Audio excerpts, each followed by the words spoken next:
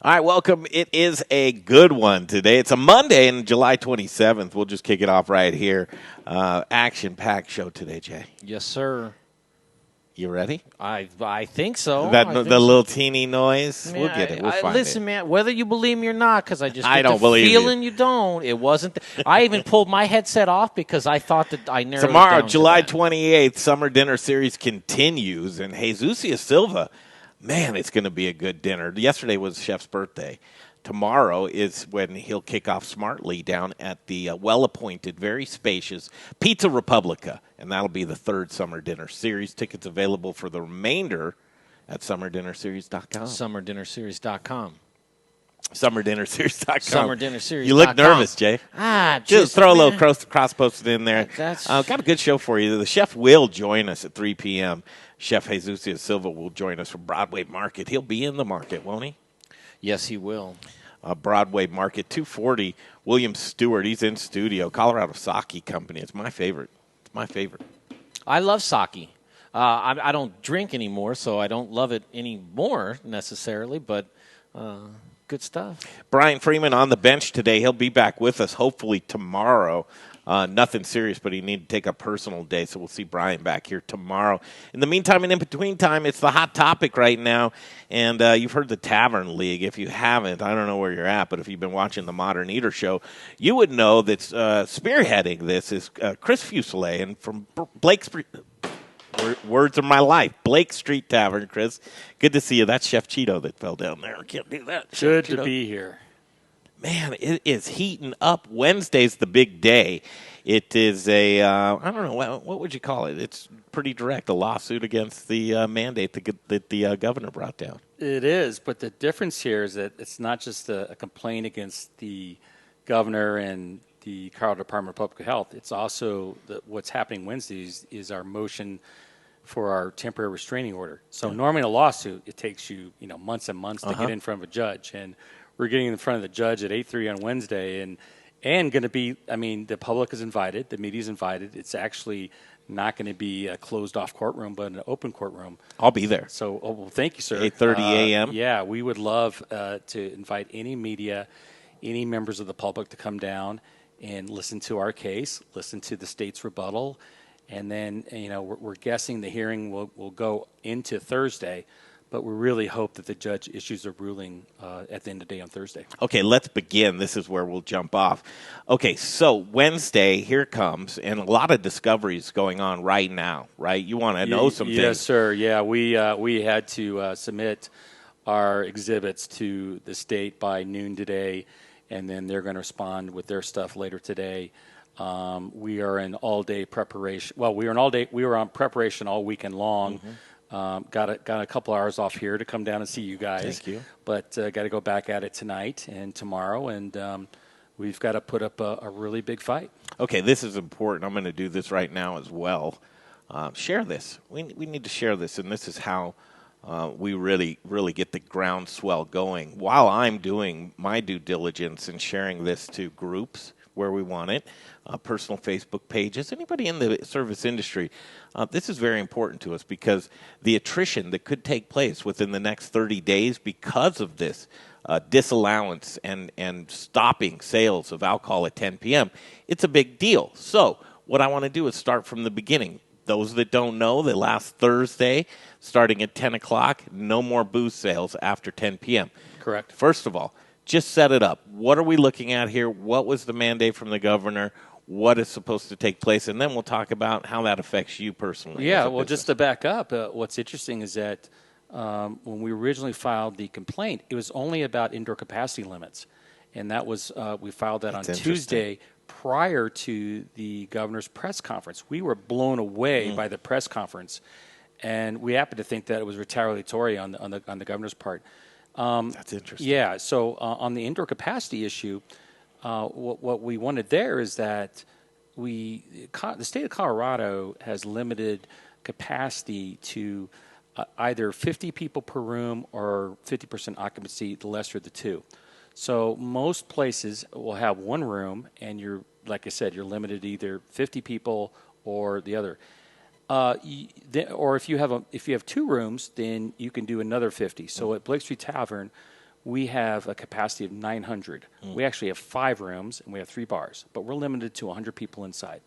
But even places like I went to a place called Syrup yesterday, great breakfast place, City Park, and their capacity is 264, and they're limited to 50 people. So it's much less than 50%. So give us an idea. You're not putting 900 in there on normal days. So give us an idea of what that decrease is down to 100. Well, we're like I said, we have 18,000 square feet, 5 rooms, 3 bars. Right now we're limited to using 2 of our 3 bars.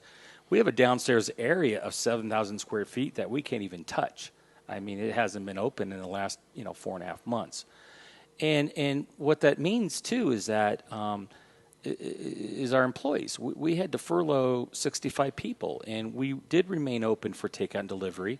Since we were able to reopen in May, we brought back 30 of those, but we'd like to bring back more. But right now we're limited, and so in terms of the timing of the complaint for indoor capacity, we didn't really need it till now because now we have the return of sports. And the Rockies Road opener was Friday. You've got the home opener on this Friday. You have the Nuggets opener on Saturday. You have the Avalanche playoff opener on Sunday. So for sports bars like me, Stoney's, the Little Pub Company, we've been waiting all summer long for sports to return. So the urgency of the TRO for the indoor capacity is because, hey, there's now a big demand for people to come inside. But at Blake Street, we're not asking for 50%, 450. I would just like to maybe get up to 250, just so I could use all my rooms and spread people around. And even then at 250, we're less than 30% occupancy. But so that was the critical piece there. The next day, when the governor, blew everyone out of the water with this curveball saying about the 10 p.m. last call rule, that caught us all by surprise. Because when we reopened in May, if you recall, the governor sent proposed guidelines to the restaurant industry saying, okay, we're going to reopen next week and we want your comments. So I remember they came out on a Tuesday. And some of those regulations were pretty onerous. Like, for example, the governor wanted 8 feet distancing. And to those of us in the restaurant industry, we're looking across like, where in the country is it 8 feet distancing? The standard to us was 6 feet by the CDC and every other state that had done anything. So on Thursday, we had a town hall with the governor for about an hour. He listened to our, complaints or suggestions. And then on Saturday, he came out with guidelines, and he did change it back to 6 feet distancing. That was just one of the things. So that was a collaborative process, and we appreciated that.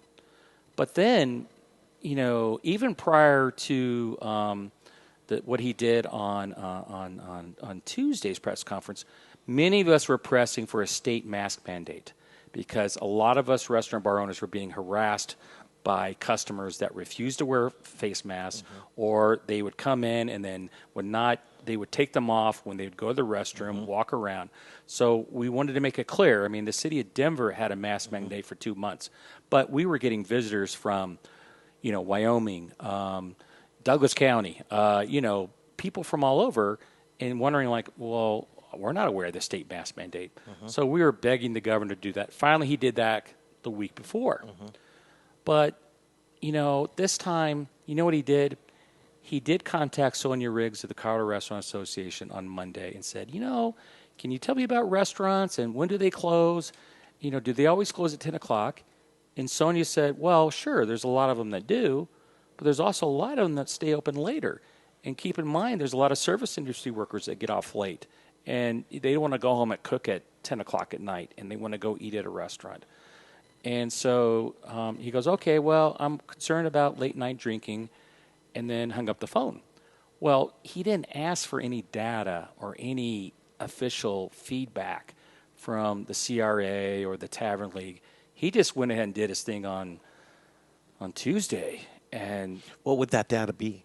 We don't know what the data is. Right. Well, to ask you for it kind of seems like I think, well, no, then you ask questions like Sure. You do a survey of the restaurants and say, what is the percentage of your business of serving meals and late night drinking that, we're legally entitled to stay open till 2 in the morning. Now, many of us are not doing that these days because of COVID. But I mean, what I mean because of COVID, because we just haven't had the business to justify staying open till 2. Sure. But staying up to midnight is what most of us want to do. And like, geez, there's things that we could provide data on our end, or at least tell the governor. We spoke to many restaurant owners, and this is the feedback we're getting, and he didn't ask for that. So numbers-wise, are you able to, and again, since last Thursday and kind of skewed numbers because there has been some sports back, so that's probably a little spike in your sales. So you can't really go, okay, well, we're cutting it off at 10 o'clock and maybe even 11 because you're getting that last bucket in or some beers. What we've experienced since Thursday is that we've had, depending on, I'm talking to many other owners, anywhere from a 20 to 50% loss in business from the prior week. So, yes, for like Blake Street Tavern on Friday, we had the Rockies Road opener. We were on a wait. We had our 100 people inside. We had a number of people on our patio. But the party died. I mean, when the game ended, 75% of our customers thought, in fact, we had to close at 10.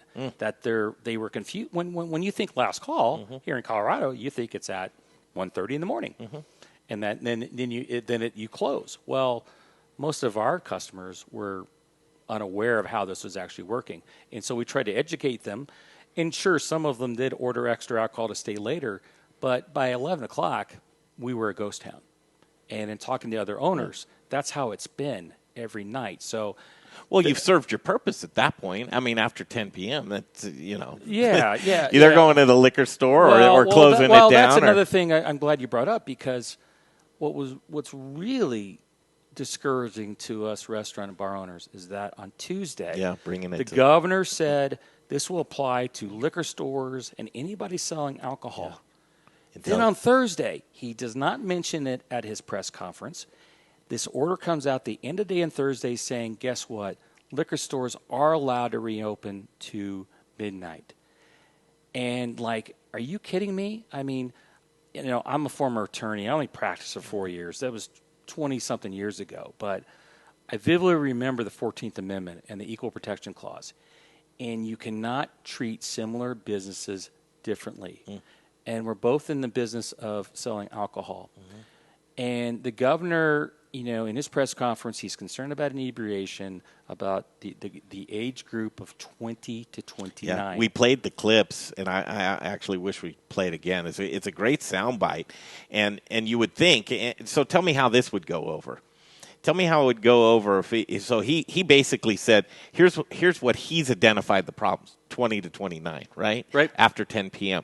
What if he came out and just said, you know what, after 10 p.m., anybody that's 20 to 29 years old, if we can identify you on your ID, we're cutting you off. Everybody else can still continue to go. Now, would that have passed in any stretch of the imagination? Could you imagine identifying that and then precisely addressing it and the blowback for that? It would have been, you wouldn't even get, so what do? You go for the larger good. It's just like the protests. Now we have a curfew. We don't want you protesting and out there, but we're going to. So now this has been pushed through. Time is ticking. You're up against the clock. 30 days is 30 days, right? Wednesday is a week later from almost 6 days later. So how long does this drag on? How long? When will there be a decision made for this? Is it Wednesday, Thursday? Well, the hearing is Wednesday. We're pretty sure confident it's going to stretch into Thursday because the state wants half a day to present their side. So we probably need a day on our side, half a day on the state side. We're really praying that the judge issues a ruling at the end of the day on Thursday. Maybe it'll be Friday, but, the thing is that we're already missing out on thousands of dollars over the last 4 nights that we've had to close early. So we really need a ruling soon. But you know what? Here's the deal. This is just round one. I guarantee you that whoever loses this restraining order hearing is going to appeal to the Colorado Court of Appeals. And then whoever loses in the Colorado Court of Appeals is just going to appeal to the Colorado Supreme Court. This COVID stuff, there's no playbook for this. There's no law in this. So it's all brand new stuff. And we're hopeful that, the governor, I guess he indicated at his press conference on Thursday that, well, maybe after a couple of weeks we'll consider going to midnight. Well, I tell you what, I'd be doing jumping jacks if we could get to midnight. But the point is that you mentioned this early, there's really so many of us that are hanging on for dear life that this was a real gut punch. And back to sports bars. Let's say you're an Avalanche fan. There's an Avalanche playoff game at 8:30 at night. And you're not going to go. Call 10. Yeah. Why would you even wouldn't. go to a bar? And, you're not going to leave in the middle of the game. And displace yourself? No. No way. No. You're not going to do it. Right. So that really hurts our business tremendously. Yeah. We've been holding on. We've been loaning money to our businesses. We've been doing everything we can to stay up at this point in time. And I can tell you this. I'm just guessing the governor is also not a sports fan because it's a business killer. And so, but even if you're at just a regular restaurant and you're not a sports bar and you got a couple TVs behind the bar, I guarantee you those games are going to be on the Nuggets or the Avalanche or the Rockies. Everyone's going to want to know what's going on. And sports is so necessary right now, especially our Denver teams. So 30 days, that seems like a lifetime for me. And so we have to get this ruling as soon as possible and get us back to making, bringing people's jobs back. I mean, another topic here is that the federal unemployment ended on Saturday. I'm glad you mentioned that. Yeah. How are you on time? I'm great. You're great. Okay, I want to do another segment. We do need to take a quick turnaround, hear from our local sponsors. I do want to do a reset here. Blake Street Tavern. See, I can get that out. Chris Fuselier here with us. I want to do a little bit of role-playing. When we get back, Chris, I thought that would garner a reaction from you, the role-playing. No, nothing. When we get back, I want to do a little bit of role-playing. I want to be the governor. I want to be the governor, and Sure. I want to ask you a couple of questions. Just me and you, Chris and the governor chopping it up behind the scenes. I want to ask you a couple of pointed questions to see really why you are so upset about this. This is for our health. Okay. I all right. love Hang tight there. We'll take that break. We'll come back, and then also, did you know? I'm sure you do if it affects you. Turbo unemployment came to an end this past weekend. What's turbo unemployment? It's $600 extra that a lot of people have been receiving for weeks. Here's the rub. And I don't want to lump everybody in there, but I will make a sweeping generalization because there are folks that sat on the bench because of either susceptible to health reasons or children, or there are quite a few variables that why you would not be working right now. Here's the problem. With that benefit ending, that you're not going to be getting the amount of money that you'd be getting if you were working. Now, are the jobs there? The job pool, a lot of restaurant operators, if they're bringing you back after PPP, it means it's coming out of their pocket.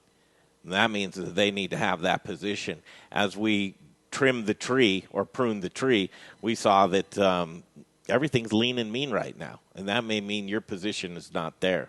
Did you wait too long? Is there a job waiting for you? I don't know, but we're going to continue this conversation. When we get back, the Modern Eater Show continues. Hey guys, Chris Johnson here, owner of Rome Sausage, your hyper-local source for all things sausage awesomeness. My family is proud to carry on the fine traditions of Rome's founder, Jerry Rome, by producing a variety of amazing sausage in small batches with an eye on quality, not quantity. Every batch is made here in the great state of Colorado by hand mixing spices, utilizing lean cuts of pork to make an outstanding product. Sourcing ingredients and materials locally, we are committed to supporting local vendors, chefs, restaurants, and the entire Colorado food scene. Getting hungry yet? Brats, Italian, breakfast, hot Polish, green chili, chicken apple, and the world's best chorizo. You can source all of our sausage through a variety of food service distributors. If your distributor doesn't carry it, call us. We'll come direct. You want a custom item? We'll do that too. Samples, and of course, sausage jokes, can be had by contacting me directly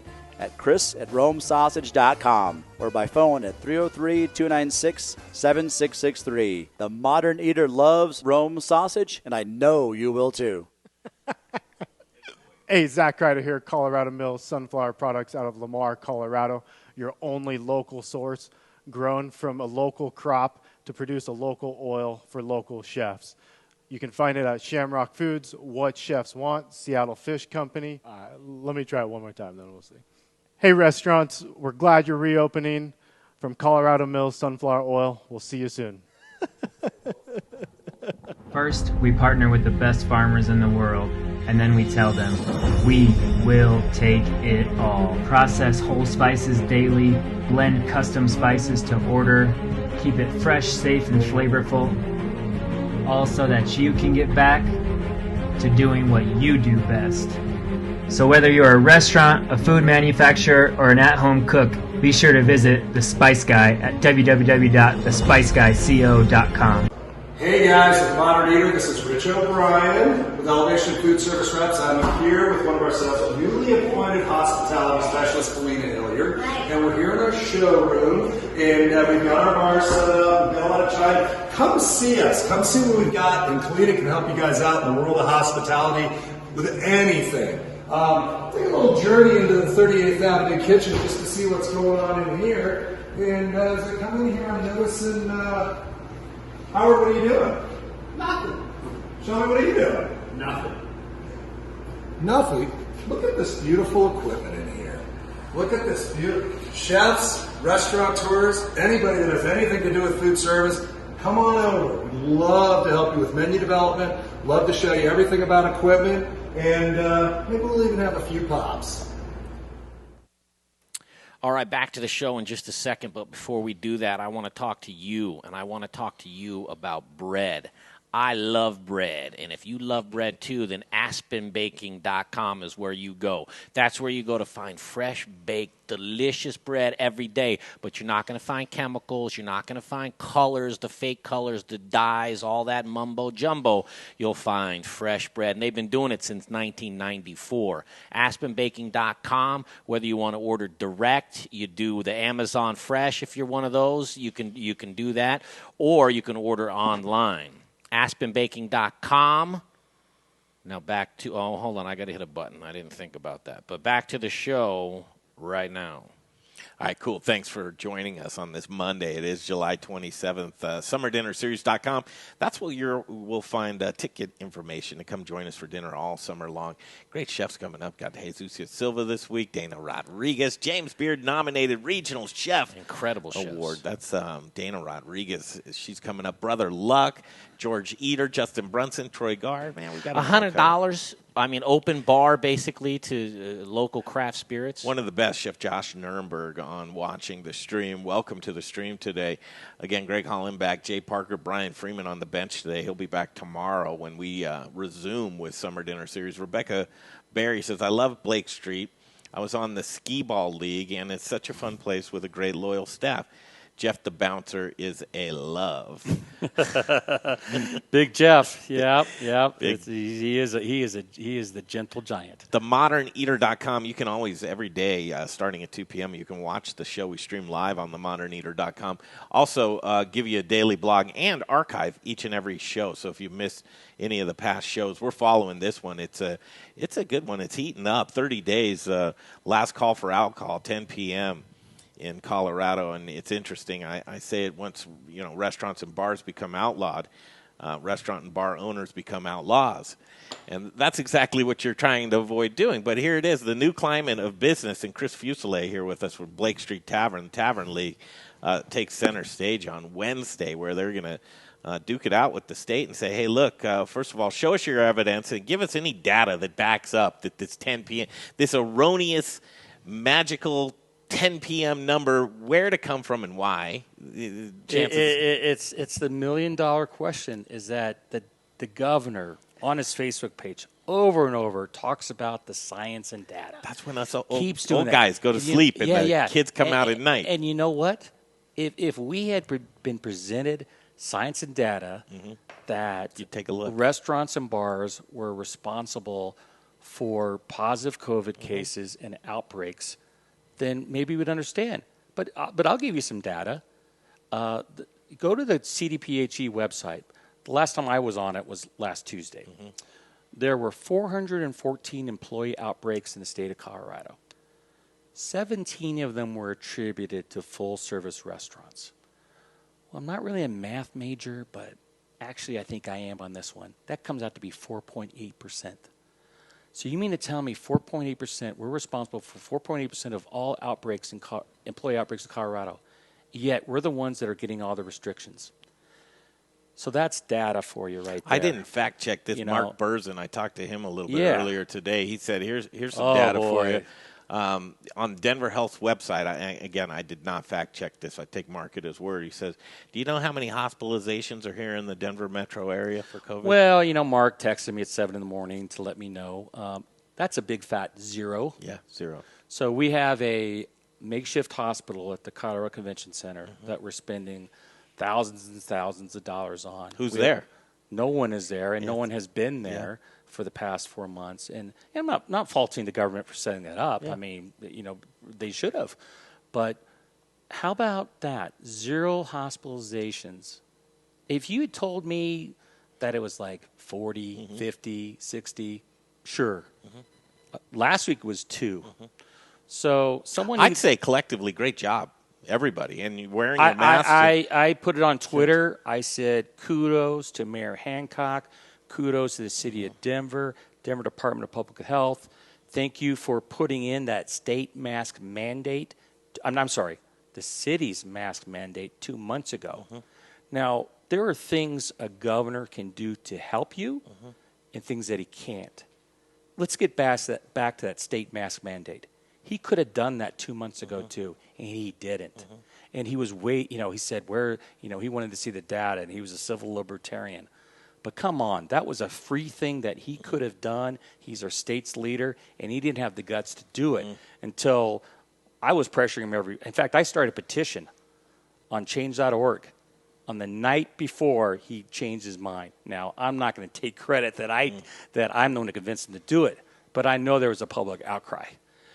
Here again, if he had collaborated with the Colorado Restaurant Association, the Tavern League of Colorado, Eat Denver, and said, you know what, I am concerned about this. Give us a chance to collaborate. But here's the thing, too, is that he keeps talking about, young people, we need you to only invite 3 or 4 people to your apartment and drink by yourselves. Look, my son's 22 years old. Okay. He's out on his own, got his apartment last month. You're invincible. Just graduated from college, okay?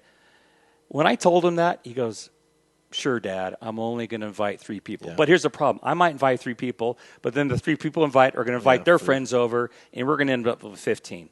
And then I said to him, I go, well, son, are you going to make sure that everyone washes their hand and sanitizes when they walk in, that they're wearing their masks at all times? And then, I know where you're going with this, and I love it. So, but what the governor doesn't understand. All right, are you sure? Let's role play. Are you sure? Because I'm. Oh yeah, let's role play. I'm sorry. Yeah. All right. Yeah. Let's do this. So, Chris, it's me. It's Jared. We're going to talk this through. Listen, I was on the brink of just shutting it all down again. We had an uptick, and we called it officially a spike. I was going to just you saw California. Shut it down. We did. Usually anything that they do in California, I go ahead and do. Okay? Sure. So, you pick the evil you want here. Would you rather have the 10 p.m. or would you rather have me shut it down altogether and just... Well, Governor, I'd rather have neither. And the difference between... Well, I didn't give you those choices. Well, I gave you the California did close the indoor dining, but they still let outdoor dining remain, and they have the climate to do that. And they also did not put a 10 p.m. rule on it. They said you can stay open. So at least they're doing outdoor dining. Plus, the number of positivity cases in California and the number of deaths, our stats pale in comparison to California. So it's not an apples-to-apples situation. It really is apples to oranges. And you need to focus on the data, what's coming out of Colorado, than what's going on in states like California, Arizona, Texas, and Florida. Well, I live in the real world. And the real world is you have a place that's a big place that it lends a cohesive environment to congregating. We both know you get you imbibe a little bit, you get some of those libations flowing through you, a couple of those delicious Colorado craft beers.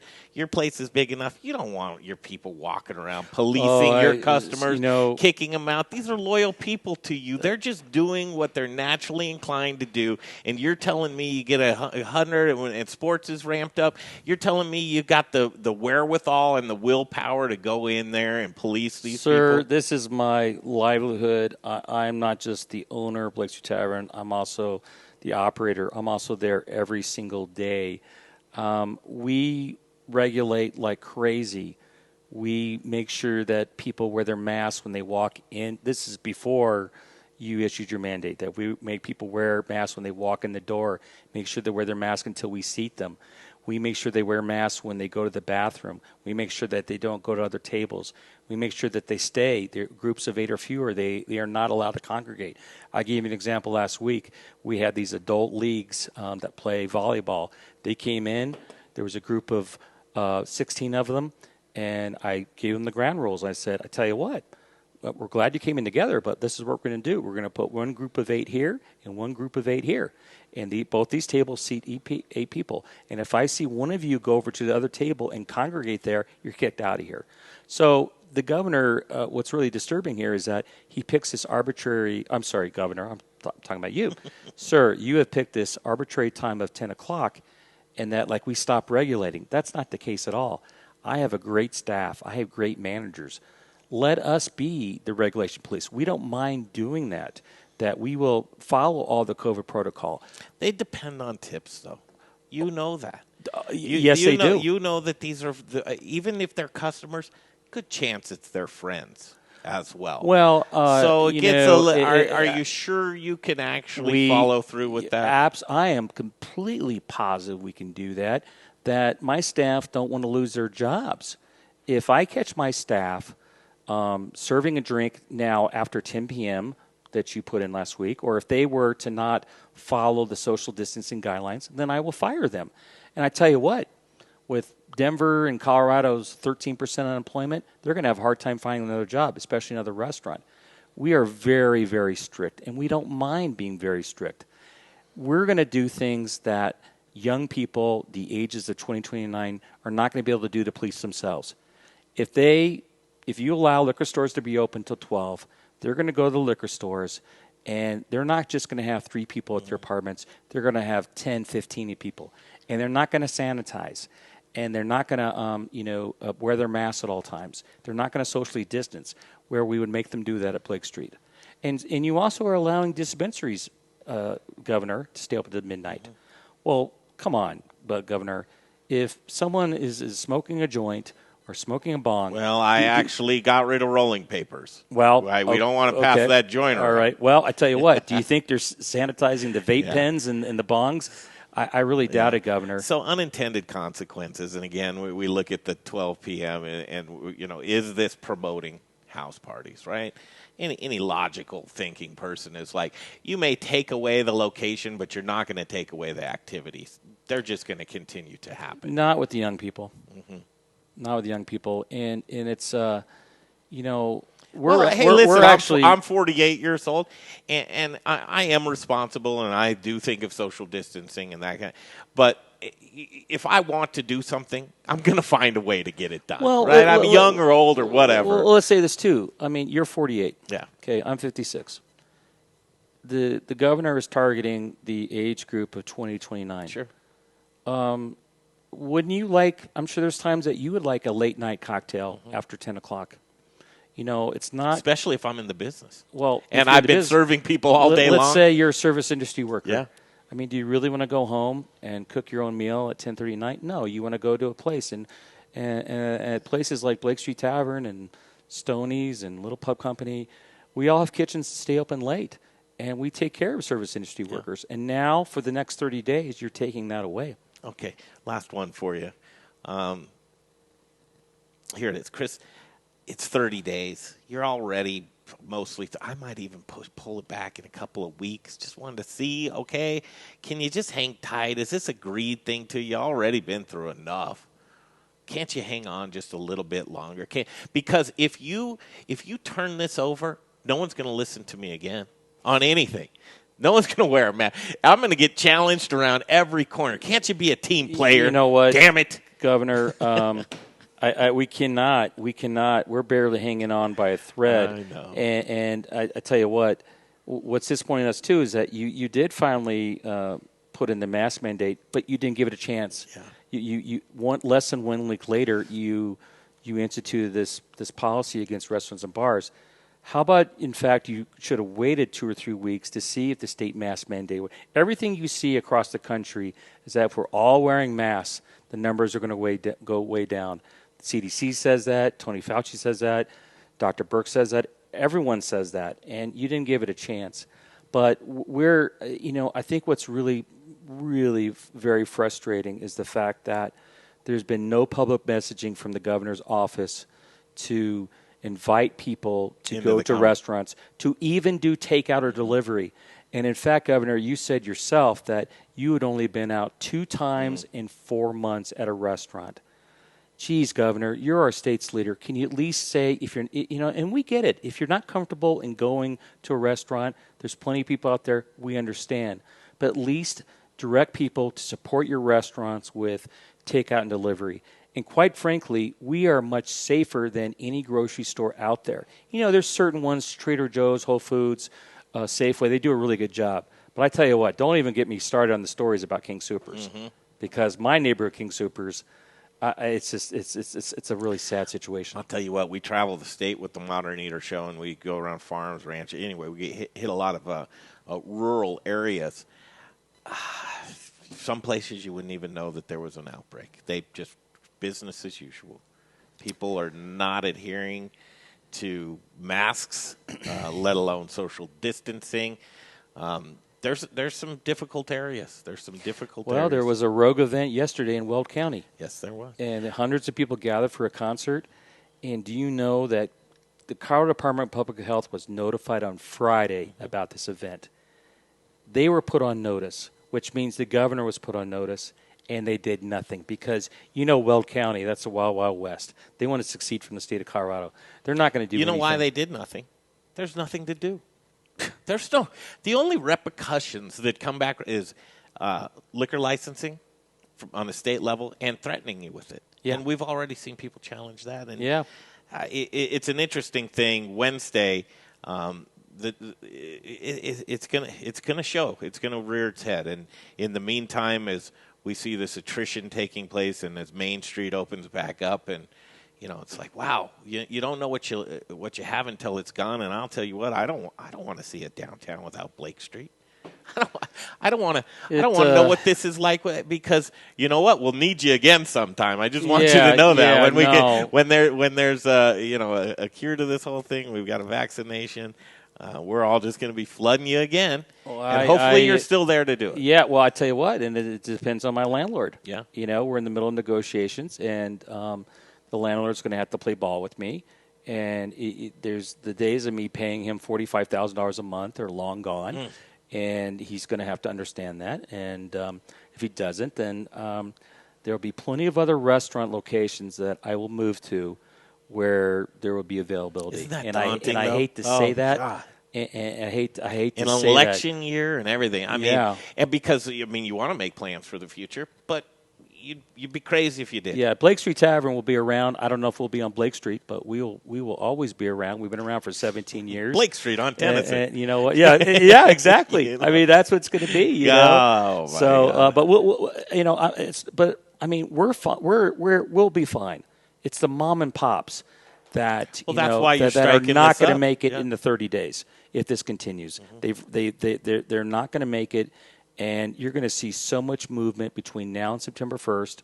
And by the end of the year, I fully believe that in this country and in the state of Colorado, 30 to 50% of full-service restaurants will be permanently closed. Permanently, not temporarily, permanently. So I wish I could argue with you on that. I wish I could, and I can't. It's really sad. And here, here's the deal, and we'll put a ribbon around this for the day anyway. We'll pick it back up tomorrow. In a business with such small margins, do the math.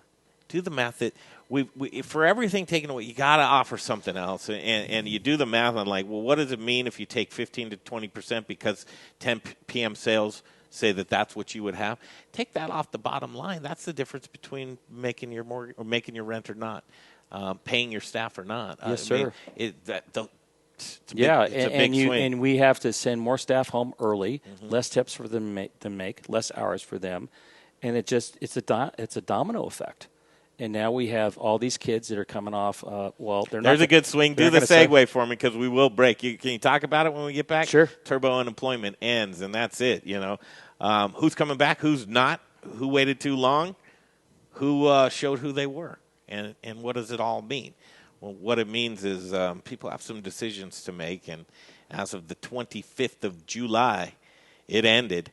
And unless Congress acts now, I don't know. When is it that they go to recess? August something. 1st of August, I think.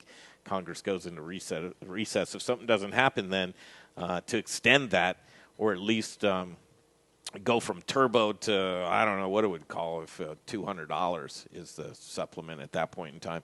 There's a lot of interesting things happening right now. I want to pick this up on the other side. We'll hear from some local sponsors. Again, SummerDinnerSeries.com. Tickets still available. Chef Jesusio's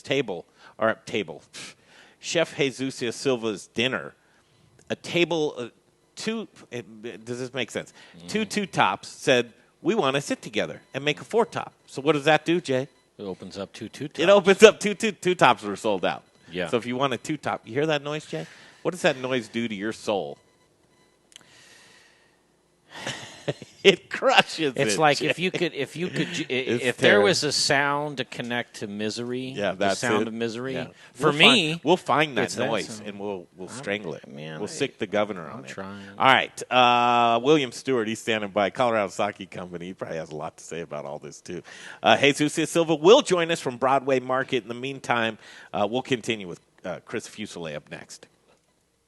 Hi guys, it's Rebecca Berry with Hotschedules powered by Ford. With all of the recent COVID rules and regulations, you may feel like you have way too many cooks in the kitchen.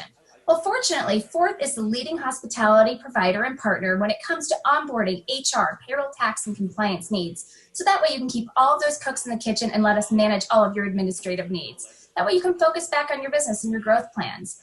Give me a call for an analysis on how we can put that ROI back into your business and take those administrative burdens off your hands. Because nobody likes handling taxes. That's Rebecca.Berry@Forth.com, Rebecca.Berry@Forth.com. And hey, you know what's cool, guys? Keeping your mask on so that way we can keep our doors open. Hey, Modern Eater fans. I'm Don Trobo with the Annex by Ardent Mills, and I just wanted to give you a heads up about some of the great things we've got going on locally in the state. We're headquartered right here, and we're working with farmers in the San Luis Valley to bring you amazing Colorado quinoa. It's just like the South American stuff, but grown locally.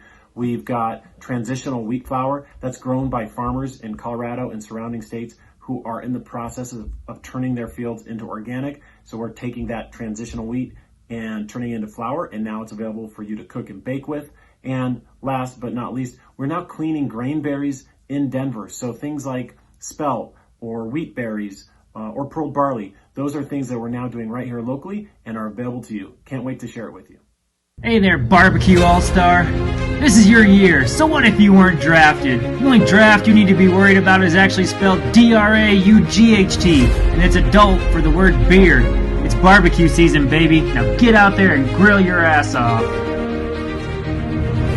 Yeah, there we go. It's their summer dinner series. I'm a farmer. What's up, everybody? This is Kaibab Savage, co-founder of Savage Spectrum Winery, home of Sparklet, Palisade's newest premier sparkling wine producer, coming to you live from our vineyard. You can see this beautiful vineyard behind us. We're so happy to pair up with the Modern Eaters for the Summer Dinner Series. Check them out online, SummerDinnerSeries.com to get your tickets. You could come hang out with us. You can try our latest releases of our Sparklets. It's the perfect aperitif to pair with these amazing creations the chefs are going to bring you. Can't wait to see you guys, hang out with you guys, tell you about our story, get to know you better. Hope to see you there. Man, that was. I just had to get hyped up. I just had to get, feeling good. Welcome back. I'm going to continue this conversation. It's July 27th and a Monday, but right now let me tell you about Jeff Rourke and A+Beverage Solutions. Jeff Rourke, the most trusted man in the industry. And while restaurants and bars kind of were down, I'm hoping you took Jeff up on the opportunity to get your lines cleaned. You got to get your lines cleaned because you want your beer to taste just like the brewer intended it to taste. If you have dirty lines or you just put your glycol's all out of whack and you need to get that tweaked, do it, because there's nothing worse than pouring tacky beer, man. It's not good. Foam is money, bro. Well, I'll tell you what, if you're pouring inefficient beer, what are you doing? You're pouring your money down the drain. Don't pour your money down the drain. He's a family man. He's a Colorado-operated business. He's there for you. And all you need to do is give Jeff Rourke a call. 20 years of the business. He's been trusted with some of the best. Slater's 50/50 opened up in Rhino. They brought in Jeff Rourke and A+Beverage Solutions. You look at Tap 14. I can go to Monarch Casino. You go on down the line. You're shaking your head. Do you know Jeff Rourke? I need him. Jeff, if you hear the call, again, he's the guy. He's going to tell you what you need. He's not going to try and sell you on anything else. If you want to get the install of your dreams, fine. But the most basic thing is just get your taps cleaned, tuned, and ready to roar. Give him a call, 720-272-3809. 720-272-3809. It's Jeff Rourke and A+Beverage Solutions. Okay, where we left off is, and this is an interesting thing because a lot of people, and it's kind of a sensitive subject just because you don't know. So there's a lot of sweeping and broad conversations. But one thing that we do know is over the past months that people have really shown their colors, working hard. Here's one for you. Done a great job. Sonia Riggs, Colorado Restaurant Association. Just stepped up. She's there for.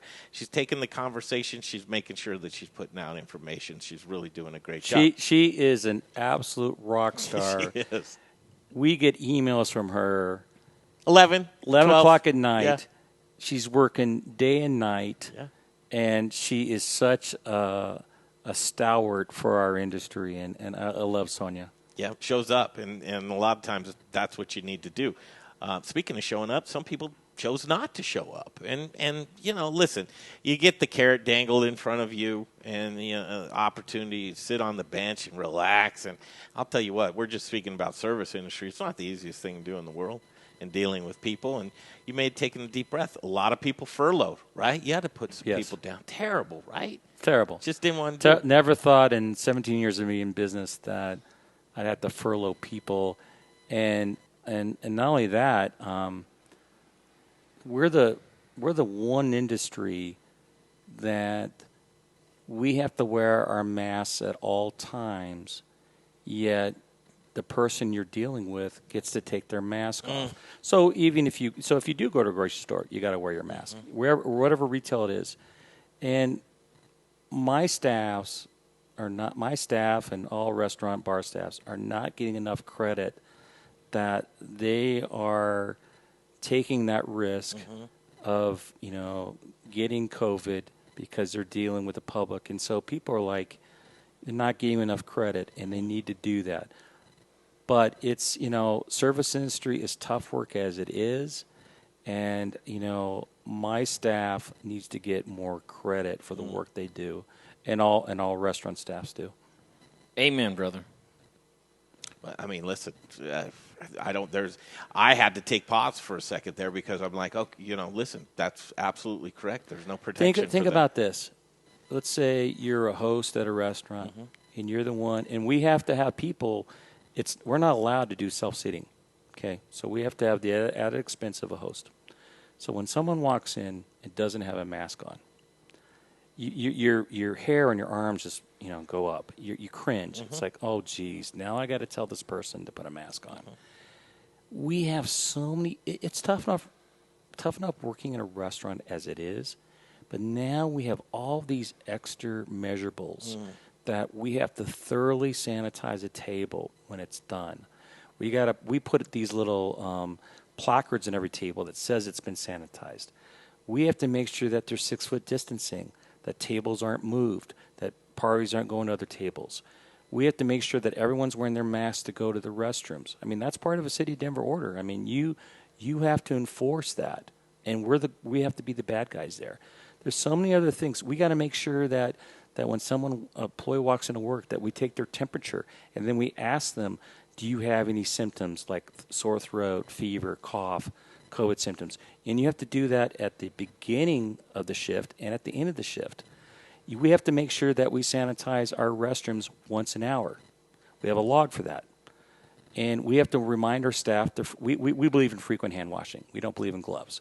So what we do is we walk around with our staff at the top of every hour saying, top of the hour, and that's the code for go wash your hands. Awesome. So there's so many other stresses besides taking care of a customer, but things we have to put in place.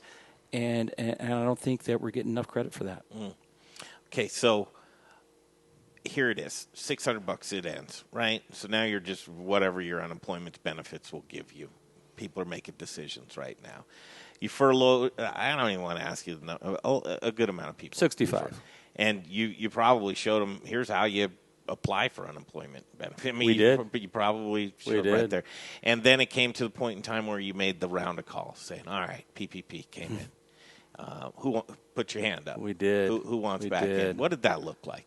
Well, I tell you what. And again, this is a tough conversation to have. I tell right? you what, we had a couple of people come to mind. I have one person that worked for me for 7 years, had another work for me for 5 years, and they've decided that they wanted to remain on federal unemployment, and they're not ready to come back. Now, I love these people to death, and I told them I miss them and I love them.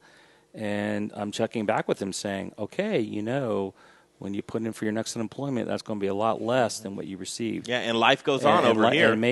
So how are you going to pay your bills? Because you are not going to be able to survive on the state unemployment money. Because for most people, that'll be $100 to $600 a week, where you were getting $1,200 a week. You were making more money being on Fed unemployment than you were doing working for me at Blake Street. But I think that's going to change a lot of people. Do you have all those 65 jobs available? No, I don't. You don't, right? No, but I could hire 10 more. I mean, I can't. I mean, we brought 30 back, so I need to get up to 40. Right now, we're at 30. So I need 10 back, and if I don't get that from the staff that worked for me before, then I will put an ad in Indeed. And you know what? I will have no issues whatsoever getting people, because with our high unemployment rate and the permanent closure of restaurants, there's going to be a lot of people. I remember back in 2008 when we had the recession.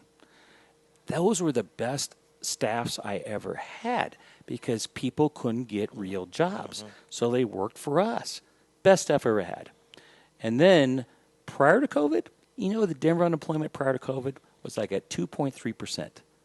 We were having troubles finding people. It's 2.3%. Everybody's working. Now we're at 12, 13%.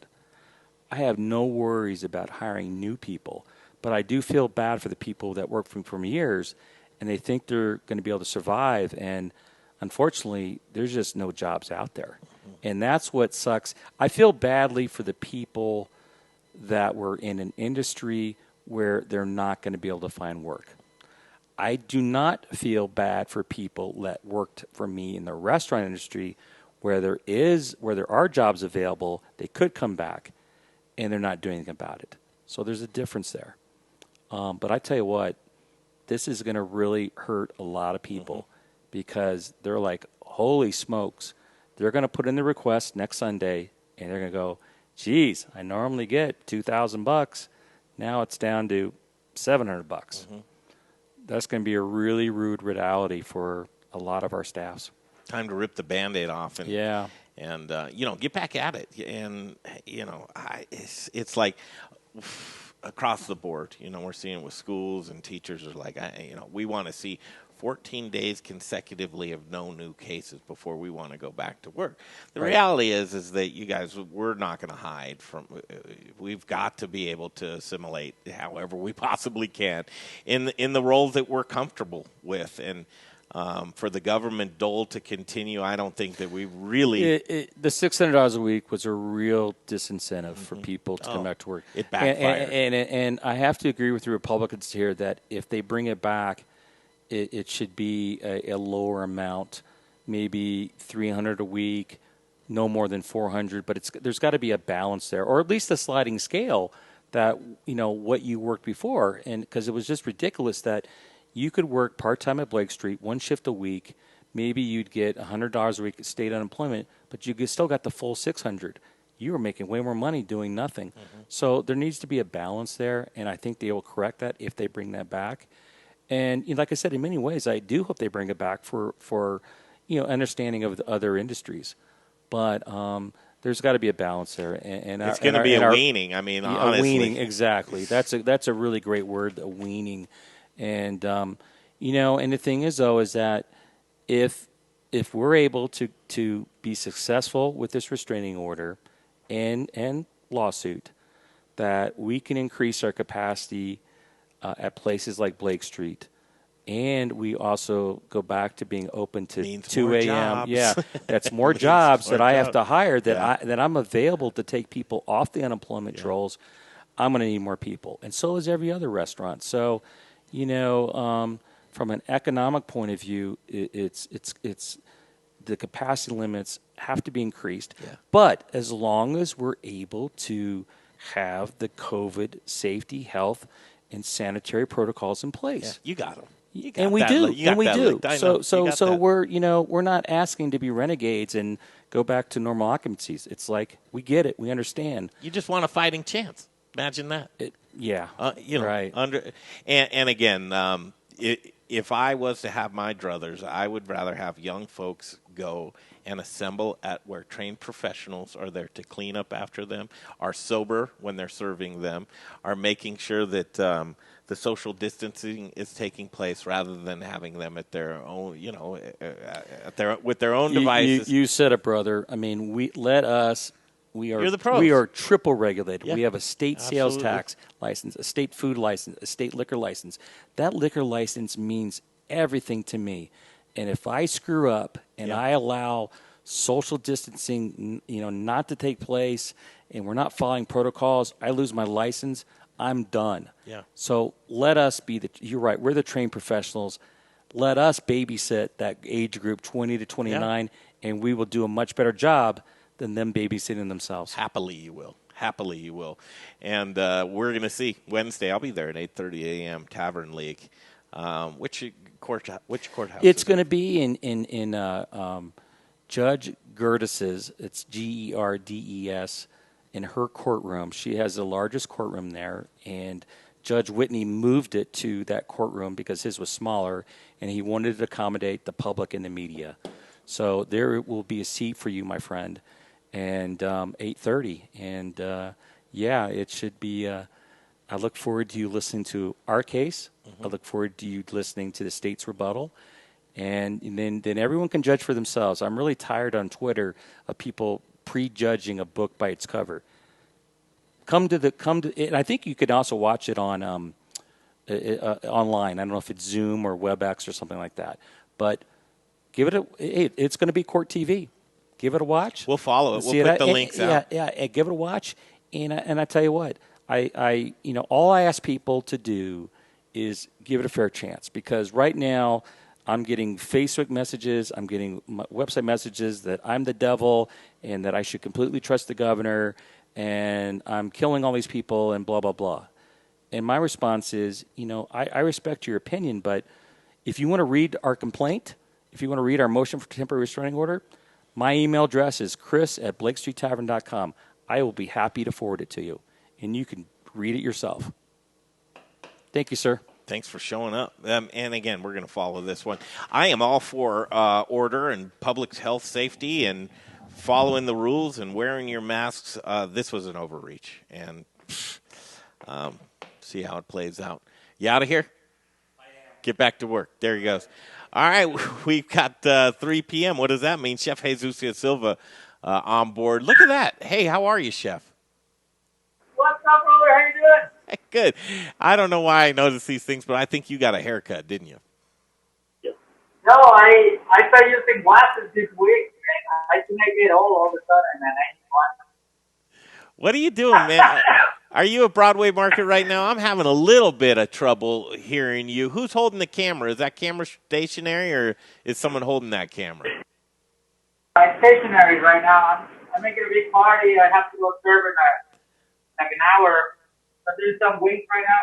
Woo! I love it. That's great. I'm doing Tomorrow.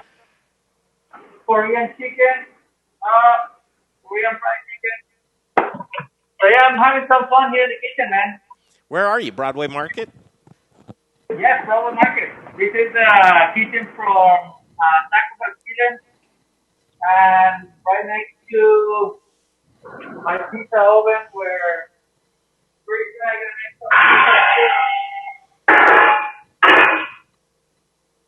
That's a beautiful oven. You inherited that oven, didn't you? Yep. That's a good oven, man.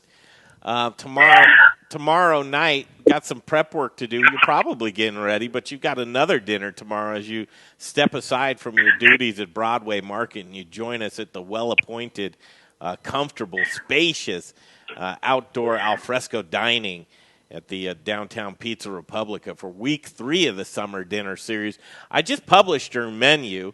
There's 2 mistakes on there, and both of them I feel terrible about, especially because one of the gentlemen's in the room right now. You'd think at 48 years old I'd remember how to spell sake. I didn't. I'll be reprinting all of the menus. This is a guy that we all thought of, and I think when we were I don't know where we were driving to, but we go, man, let's get a hold of William Stuart, Colorado Sake Company. He's here in studio with us. I don't know if you can see him, but you'll sure be able to hear his voice. How's it going, William? Good, how are you? Good to see you, man. You do great stuff. Are you familiar with Colorado Sake Company, Chef? Yeah, I really like that sake. We started using all their products here in the Broadway Market. I'm sure you love hearing that, don't you? Yeah, makes me feel good. Thank you. Colorado Sake Company. We're going to catch up with William here in studio, but we do want to talk about tomorrow night.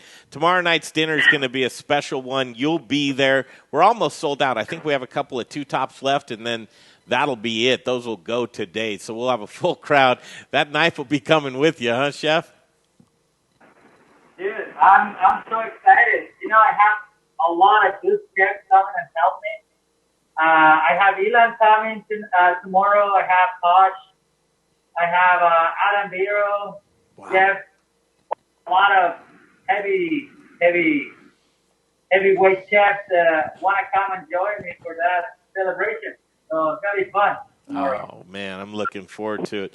It's a fish heavy, but we're also doing some lamb from Harper Feeders. You had an opportunity to get up there with us to eat in Colorado and check out some of that lamb. And also, you were on when we went down to southern Colorado and Saguache County, where we looked at Frontier Trout Ranch at Kerman Krantz's. How is that fish? We brought that back to you hand delivery. Is that fish going to work out for you, Chef? It's amazing, man. I can't believe we're producing this in Colorado. And this just made me really happy because we're probably going to start using that soon, too. And I mean, more in the menu, yeah, I'm very excited, man, about it. Pretty good. How's it eat? How's the flavor? How is it? It's a little bit more, it has more texture than regular salmon, definitely. But it has a lot of oil. It's very good. It's very good. You will love it. Oh, I can't wait. All right, tomorrow night you're going to get to see this gentleman, and he's going to be locked and loaded with some Chef Jeff Jabot, who went last week. He said that menu is fire. That menu is fire. If you go to summerdinnerseries.com, we posted a link. You can check out that menu as well. Tickets available, summerdinnerseries.com. Just wanted to peek in with you. I know you got to jump off and get to other things, and tomorrow, if you need a hand from us, just holler. We'll be here. Awesome, man.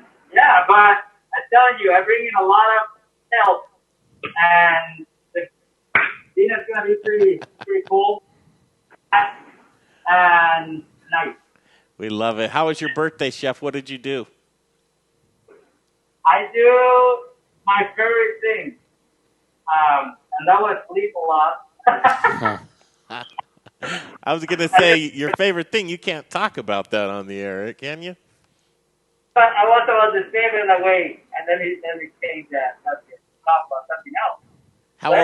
How old are you, 29? I'm 42 now. It just sneaks up on you, doesn't it? Yeah, it's 42 Jesus year. So Look at that. cool, man. Look at that knife, man. That's a good one. All right, get down there and see them at Broadway Market, and while you're in there, stop by Element Knife Company as well and see Chef Elin. Tomorrow night, we'll see you. You'll take center stage, and Summer Dinner Series will continue tomorrow. Good to see you. Kermit Krantz is on the stream watching you right now. So say hello to Kermit, the fish rancher. Summer Dinner Series, come get your tickets. We'll see you tomorrow. Thank you. Love you, Chef. There he is. Chef Jesusio Silva in his kitchen at Broadway Market. William Stuart, we called you up last minute and said, we need to, if it's going to be Jesus, we need to get some sake in there. And you just answered the phone, and here you are here today. Good to see you. Brought some sake in. Talk about your company, first of all. Yeah, so Colorado Sake, we're one of 10 sake breweries in the nation, so super small community. Just trying to promote local ingredients and bring sake to the forefront. How do you do that? Promote local ingredients. So we have 12 sakes on tap. 4 are traditional, and then the other 8 are infused with local ingredients. Delicious. Yeah. Give us an example. So I brought today, we have our green machine, which is serrano, cilantro, ginger, lime. And what we do is we just go to local farmers markets, talk to local farmers, and get the freshest products that we can. Now, you are retail and distribution. Yeah. Right? Do you have a tasting room? Yep. You do? Where's the tasting room? So the tasting room will be 35th and Larimer, just down in the Rhino Arts District. Yeah, so good to be open. I know. What's that like for you right now? It's been good. Do you have food? Yeah, we have food. We have a sushi chef that was... he was doing pop-ups. He used to be a chef at Urban Farmer, and then just came with us full-time during COVID. And, you had to pivot, and so we pivoted pretty hard to keep afloat and be innovative. And so we did, during COVID, when the tasting room was shut, we were doing sushi classes at your house. So we would deliver the sushi kit with sake. You'd log into Zoom and roll with the chef. Yeah. And so that became really popular, and we still do it to this day. Do you really? Mm-hmm. Give a shot. How do you do that? Because I want in on that. Yeah, right? Yeah, how do you get in on that? So it's on our website. It's also at Denver Sushi House's website. You sign up. It's $80. You get everything you need to make 6 rolls. You get 2 bottles of sake delivered to your doorstep as long as you're within 10 miles. So I'm usually the one delivering. But it's good. I mean, it promotes our product, promotes sushi. Just you have to be innovative in this time. I know.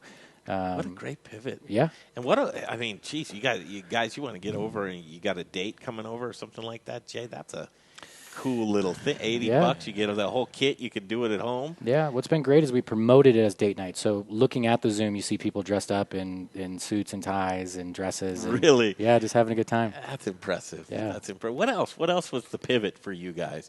And what was your distribution beforehand? Yeah. So we played a little bit different than a lot of breweries where they're tap room focused. Yeah. We are tap room focused. We do have a comedy club in the back, and when that shut down, I mean, we still had a lot of distribution. So that's what really helped us throughout this, because liquor stores are busier than they've ever been, obviously, because restaurants were shut down and to go and all that. But it's been good, and there was free money going around from the government, so it allows us to keep afloat, keep doing what we're doing, and expand a little bit. Yeah, it's interesting. I guess I am your distribution customer because I get it at the liquor stores, Argonaut. You find it. I grab it there. I had no idea that you're the tasting room and then comedy. What behind that? Yeah. This is like everything I love in life. Yeah. So we opened up we used to have a tasting room and brewery that was only 800 square feet, and then we expanded, took over the whole space. And so in our mind, $1 per square foot. So then we opened a comedy club in the brewery. It was 5 nights a week and seat 70 people, and it was great. Holy cow. Yeah, now 70? So now we're doing in the alley, so they're outdoor shows. No, you are not. Yeah. I am in on this. Yeah. Wait, so where do you get information about the lineup? And if you just go to our website, there's a spot that says Denver Comedy Lounge, and you can click on there, see all the tickets. We're selling them in 2 and 4 tables, or 2 top, 4 top, just to keep everything social distanced. And the shows are now roughly 40 people, because that's 6 feet apart, but it's been great. I'm totally in on that. Love comedy. What's comedy like? It's just locals, or? We've had locals and some people traveling from out of town doing more brewery shows around, because Comedy Works is closed, right? So it's almost helped us in this situation of being one of the only ones open. And I mean, we had Josh Blue on a couple weeks ago. Did you really? Yeah, we've had some really big names. That now, when you say on, you mean by Zoom or something like that? No, on the show, in the alley. He was in the alley. Yeah, he lives 6 blocks away. Dude, where am I? I'm just not living right. I don't know what's happening with me, but I'm rethinking my life right now. So how about like amateur night? Is there an open mic night? We don't do an open mic right now. We were doing one before, just because there's so many comedians that don't have a platform right now that we just want to give them a platform. Feast. Yeah. Local. How is local Colorado comedy? It's good. Is it? Yeah, it's very underground. A lot of the people you would not have heard of. Any notables? Like throwing a couple. So the guy that's running the shows is Ben Kronberg. Ben Kronberg used to have, he had a half-hour Comedy Central stand-up. We had Andrew Overdahl from, was it Gravlix? I love this. Yeah. He was great. Every weekend's been great. So you can drink sake? Drink sake, you can get food, so we operate more as a restaurant with a little bit of comedy. This is it. I'm telling you, and delicious. I need to change it up. Maybe that's why I misspelled it, because I don't say it right. Sake. Right? Sake. I got a routine I'm working on.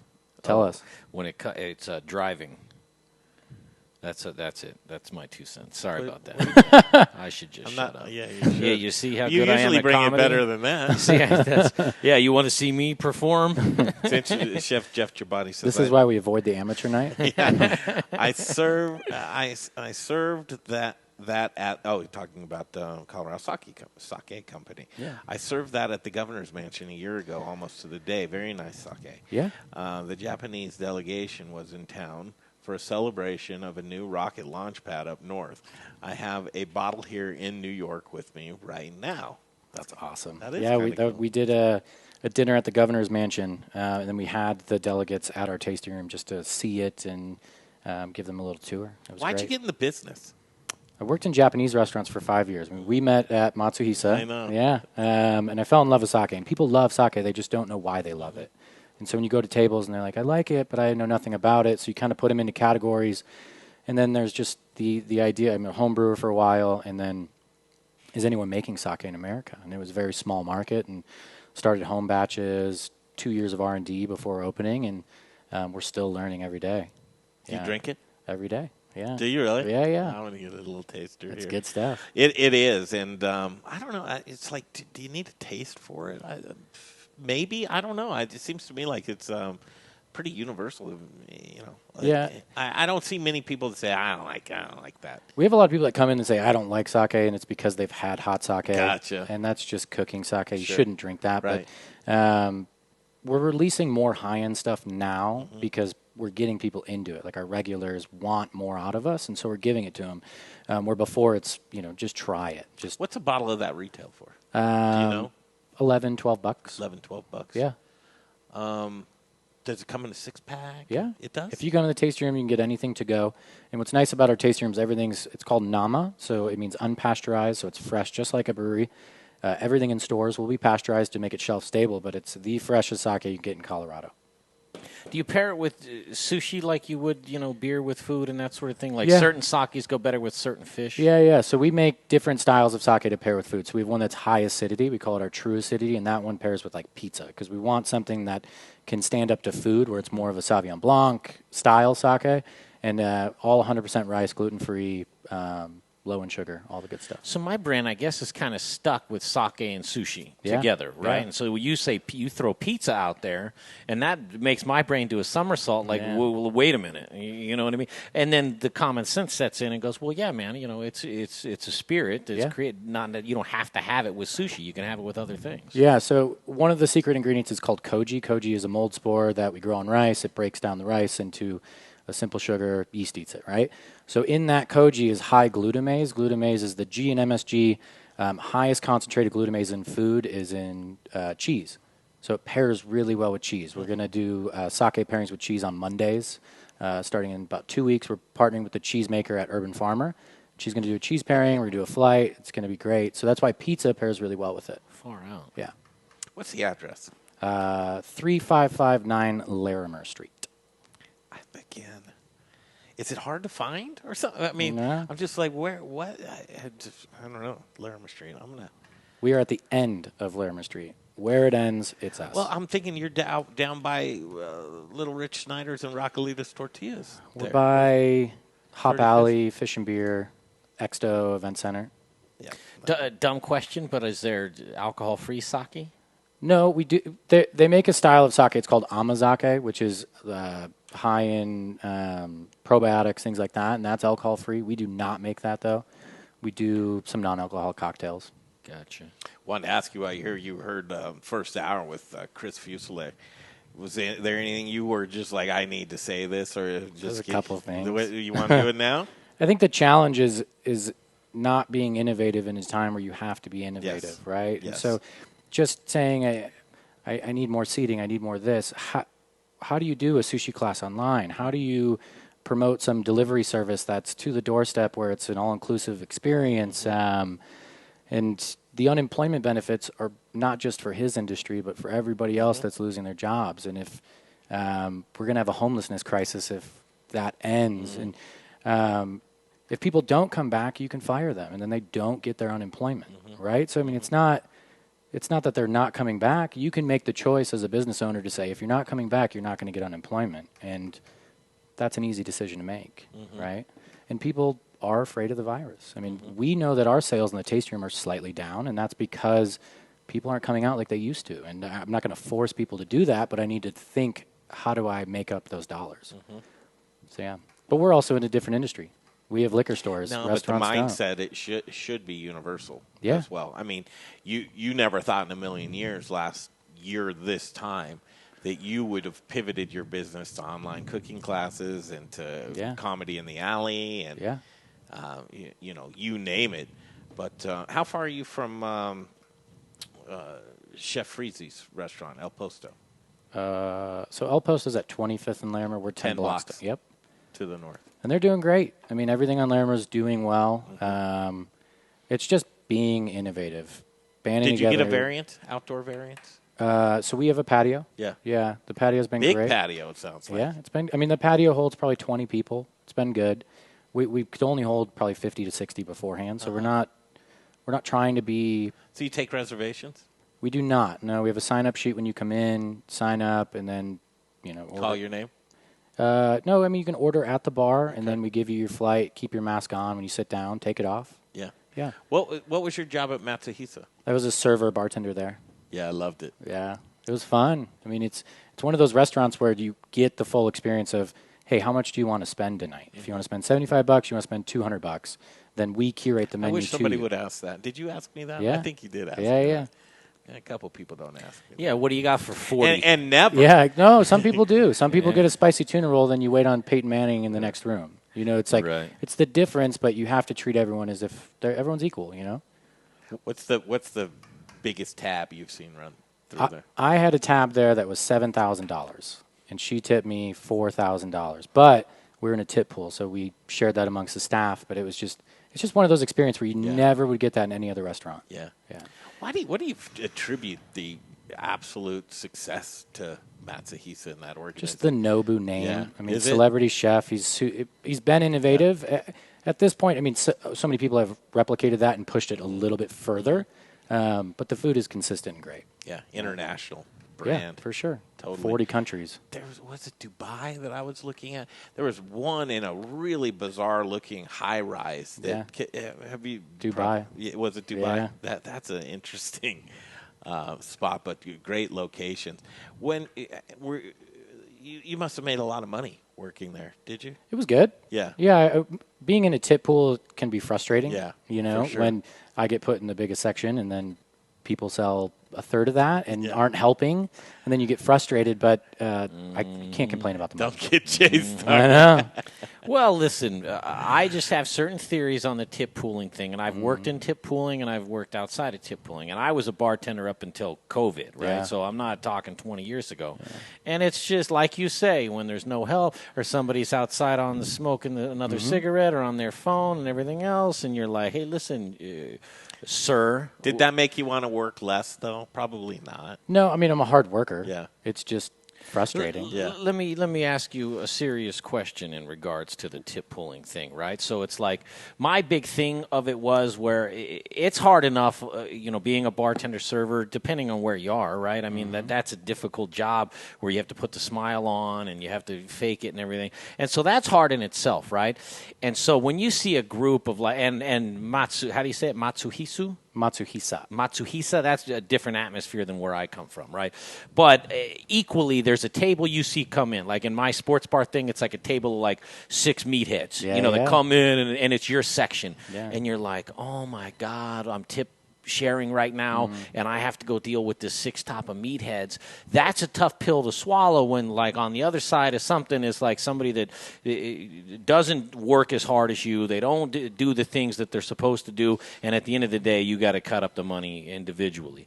That, for me, and I want your perspective on it, was the toughest part is when you see that table or you see the work in front of you that you know you have to do, and you're tip sharing, like, what does your brain do with that? Because my brain goes to kill everybody, and now I hate you, and I hate you. Yeah. No, I don't think William's brain goes. No, I think it was a tip pool works when you have a great management structure that would say, what are you doing? Go over there and fill their waters. But when that doesn't happen, you get frustrated. Like, say, no management structure at all. Yeah. I mean, it was challenging, but the money was good, and I had, seniority, and my section was 14 top and 4 8 tops, and oh my God. Yeah, and someone has 4 tables in their section, and it's just not. I'm guessing that was kind of what pushed you into wanting to be an entrepreneur. And yeah, I mean, I had the idea before going into Matsuhisa that I've been in restaurants for 10 years, and it was like, there's got to be some. Everyone looks for that idea, and I love sake. And were you always in fine dining, or did you? For the most part, yeah. When I got into fine dining at 18, 19. I worked at a Chili's once, and then I was like, no, you can't do it. Have you ever had to ask somebody to leave in the form of choking them and dragging them? No, I mean, we had a good story where there was it was probably 12 top. Their bill was probably $4,500, and they're in the back room. I closed the door because they were loud. And I'm by the door, and I'm like, what is that smell? And I go in there, and they're just smoking weed. Yeah. And I was like, hey, this wall, you can't see through it, you can't hear through it, but you can smell through it. And to yell at 50-year-old people for smoking weed in a restaurant, you're like, yeah, you got to go. So did they tip on that tab? Yes. Yeah? Yeah. They felt really bad. But far out, man. Yeah. Well, that's good. Yeah. That's the good thing. It was good for everybody else in the tip pool. Yeah. See, God. What's the most you've ever taken home in that? There was probably $450 in a night, which is good. Great night. Yeah, and we never got out past 11:30, so it wasn't that bad. That's worth another $200. I know. The fact that you get out by midnight with $450 versus like $650, but you get out at 4:00 in the morning. Yeah, because your lifestyle changes. Yeah. Oh my God. You're done with that? Well, I mean, you're doing customer service all the time. Yeah, right? I mean, I'm working the tasting room tonight just because certain bartenders, we lost people because of moving, this and that, and just cutting back. I mean, you kind of have to. But there's a lot of people looking for jobs. We did a Indeed post for a salesperson and got like 50 applicants, and it was a commission-based role. It wasn't even hourly. So there's people looking for jobs, and we'll be hiring soon. But how many employees do you have? So we have 2 brewers, and then we're adding another brewer probably in the next couple weeks, and then 4 to 5 front of house staff. I would love to learn the process. It's pretty fun. We do brewery tours every Saturday. Do you really? Yeah. Done. Okay, that's it. I mean, maybe we should even take the show down there one time if you'd have us. Yeah. Sounds to me like you put us on the patio and we'd be just fine. William, I told Mike Borcherding. Am I saying that right? Borcherding? Borcherding to hop on and watch. I don't know who Mike Borcherding is, but me neither. Someone asked him. Sounds like I should know him. I know, it does. That's why I wanted to bring it to your attention. I'm looking forward to it. I'm a fan, and I'm going to get that different model to the tasting room and check out that experience. But I know if you've got your hands in it, it's good stuff. Yeah, and it's great. I mean, Rhino has a ton of breweries, distilleries, one cidery, and then us. So it's a nice change of pace, and it's definitely a date night. a good spot. And then, we do fun things like sake slushies and other things just to get people involved and to try new things. A lot of restaurants carrying? Probably about 30 restaurants. Right now, we're solely focusing on liquor stores. I mean, if restaurants reach out, we'd love to have restaurants. We just see this as a changing environment in the fall. Outside of Colorado at all yet? Yes, we have North Carolina now. North Carolina is one of Who's got family in North Carolina? She, one of the bartenders there, bartends in Silverthorne in the winters and has a high-volume restaurant in the summer. And they have a weird liquor law there. So liquor laws, it's really tough to get a liquor license, but a beer and wine license, you can serve up to 14%. So most people use sake for their cocktails. And so we just pre-batch their cocktails, ship them out in kegs. It's great. Mm-hmm. What's it like looking at somebody that's going to be very, very successful? Jay. Fingers crossed. No, you I wish he wasn't handsome. It's like I don't have a problem with somebody being successful just ugly him up a little. or handsome, right? But when but when it's both, that's when I start to get a little weird. Yeah, and then in October we release canned sake. So that's our goal. Getting into the can. Yeah, we figure why not? If the market is always bottles, why not switch to cans? The beer world did it. It's good for the environment, and so sake seltzer will be released. Really? Yeah. Can you nitro? Everything on tap is served with nitro. Is it? Yep. Sake seltzer, does that mean it's carbonated? Yep. So we'll do a sake seltzer. Man, Good come guess, on, man. man. Play the audio from that drone, right? I get it. Yeah. We're really excited. It'll be the world's first sake seltzer, and I think it'll be good because it's 100% rice. It's not just made with corn syrup. It'll be good to drink. That's world's first. World's first. Sake seltzer. And people love the bubbles, man. I mean, I don't know how it's going to taste. I really don't. I'm thinking it's probably going to taste pretty good. Yeah. But I've been getting into the tea soda. Yeah. There's a tea soda that's delicious. I haven't had that. But that is going to be so cans when fall? Yeah, it'll probably be September, October. Yeah.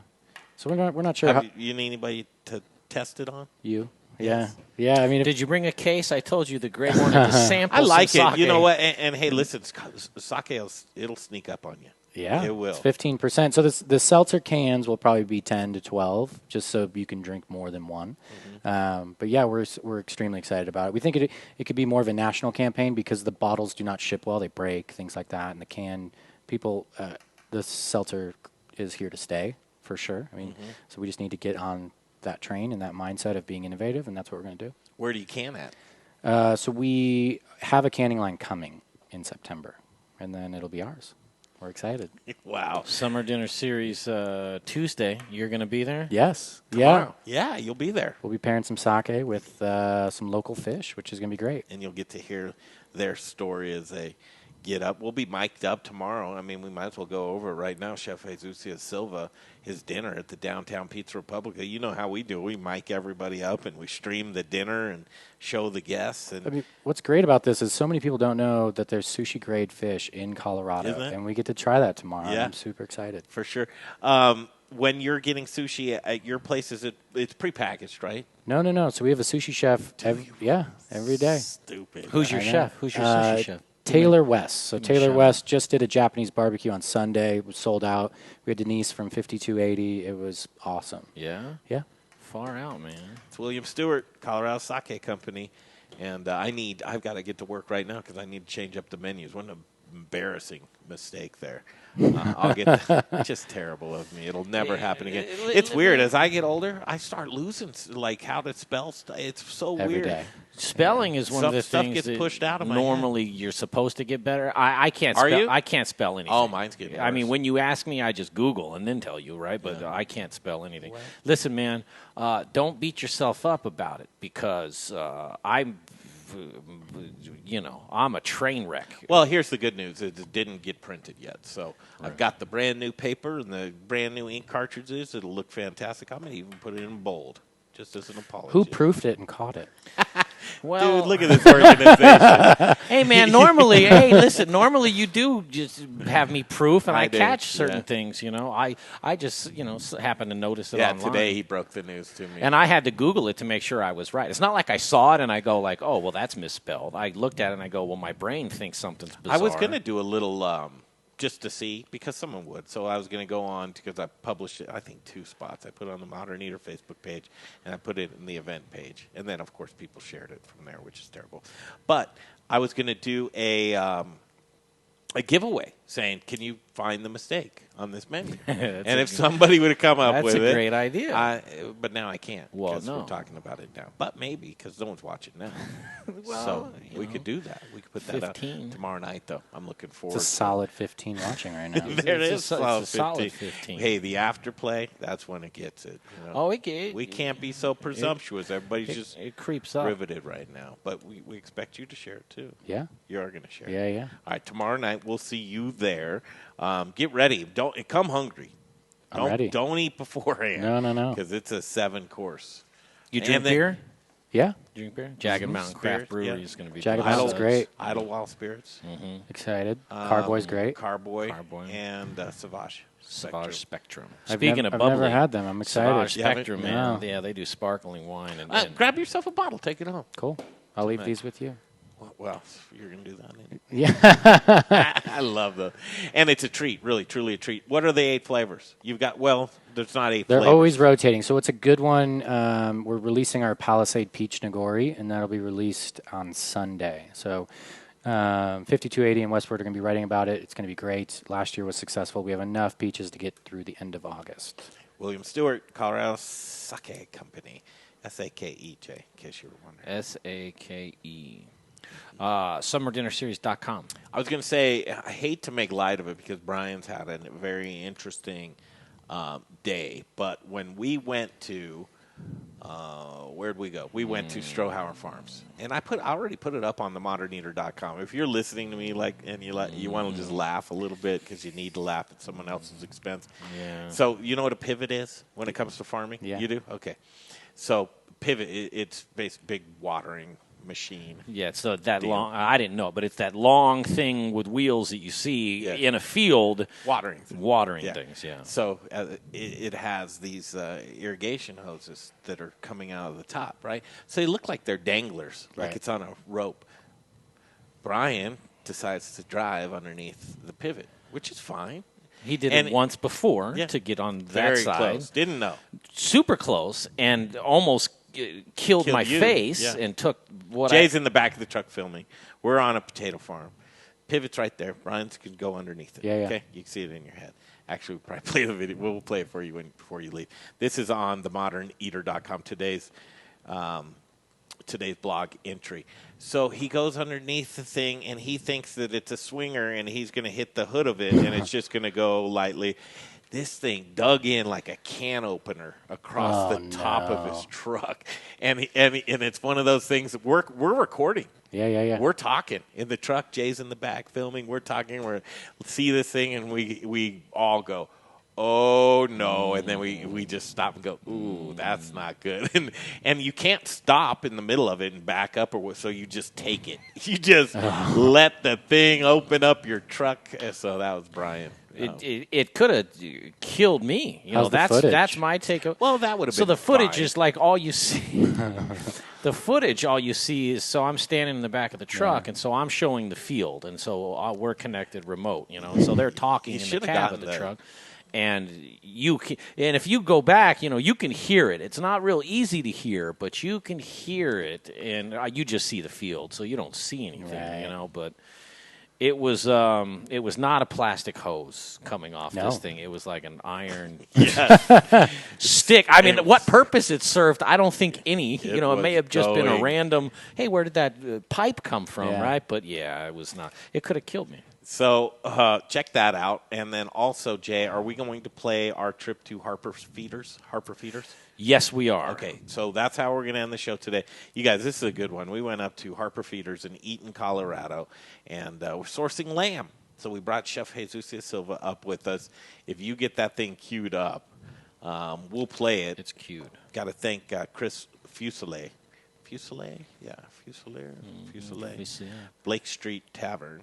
And William Stuart, who's in studio with us. Thank you for coming in today. Pleasure. Chef Jesusio Silva, we'll all gather tomorrow for Summer Dinner Series Week 3.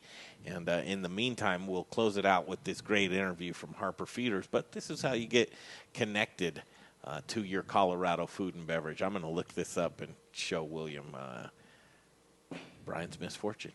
Yeah, I mean, I have it on my phone ready to go. I was showing people already, You were? So I have it kind of queued up to where It you can leaked. hear it. It's It good. sounds a little something like this. It goes, like that, and then and then Greg goes, "Whoa!" He goes, "Whoa!" He goes, "That did not sound good," like that. And then Brian, he has an uncomfortable laugh that follows that comment because he knew something was up. So is there a hole in the roof now? It happened. No, I just carved it from front to back of the whole roof. Gave him a little pinstripe.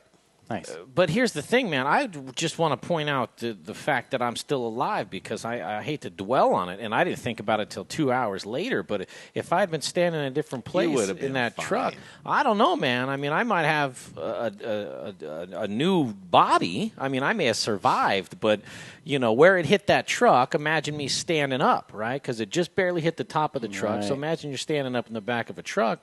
And I was facing away, so I wouldn't even see it coming, and it would just be like, halfway through me, that sort of thing. All right, hold on. Here we go. Potatoes. We're at Amber Strohauer's, right? We're at Strohauer Farm. And Amber, I think, is going to join us here in just a minute. You can probably hear it. Yeah, I think you can hear it. If you have permission, right? That's right. But LaSalle, Colorado, Strohauer Farms. We've been here before, but we're trying to find the purple. Yep. We found right here, we've got some yellows. So we're looking for the purple fingerlings. Be careful for that. Oh.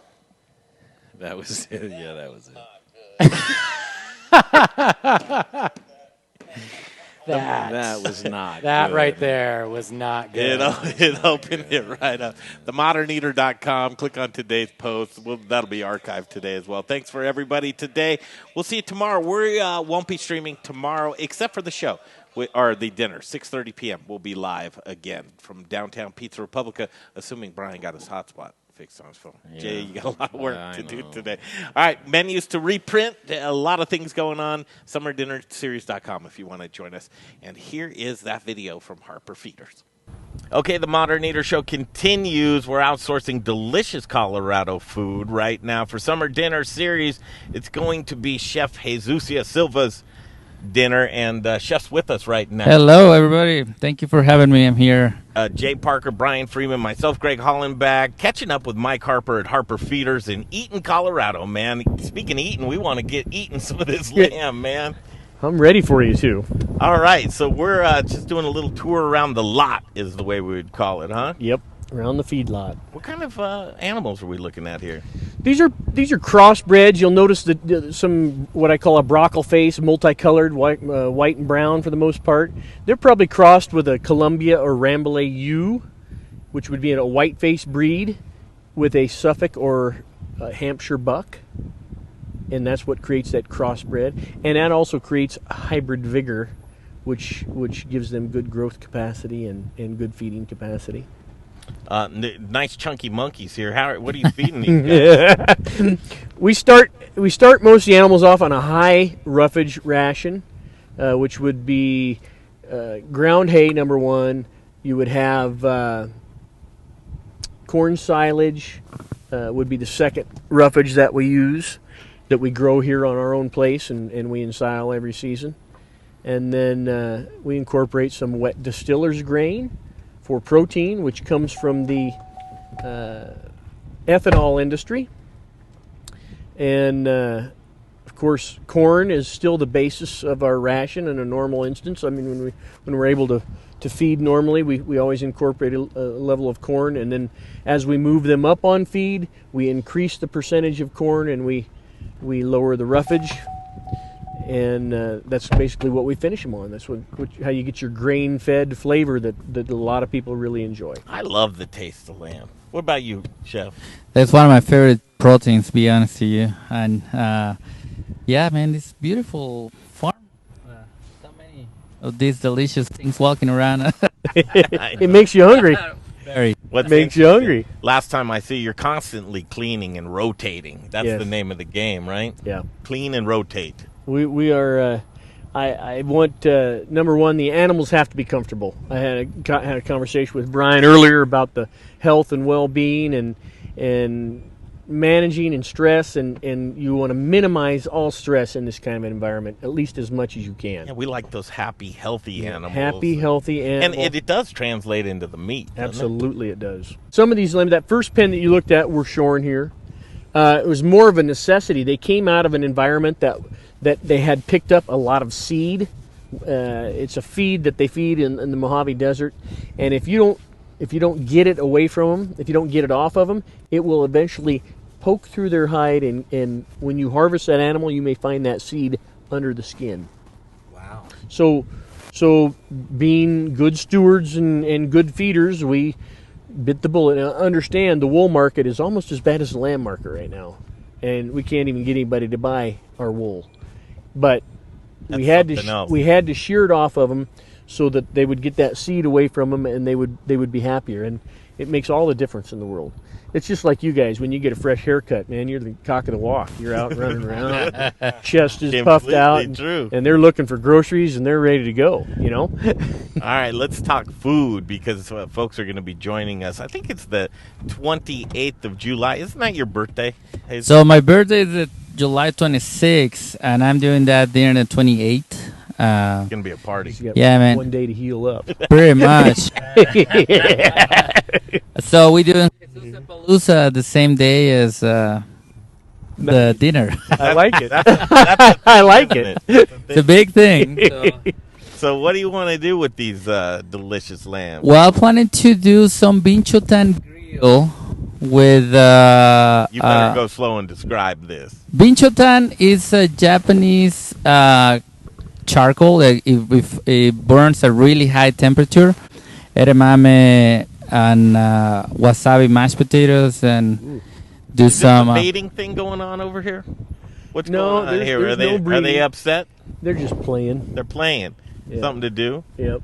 Sorry, Chef. No. I thought fine. either something was going to get beat up or mated with. Well, that's looking at the way my two sons play. Right? They're looking at you pretty hard. I know they are. They're watching Greg pretty hard it's now. the other way around. I got my eye on you too. Back off me, pal. So here's an example of those lambs that were shorn. Yeah. See how short that skin is? Hey, shorn or sheared? So obviously shorn, huh? We call them shorn as in past tense. Sheared or shorn. That's a shorn lamb.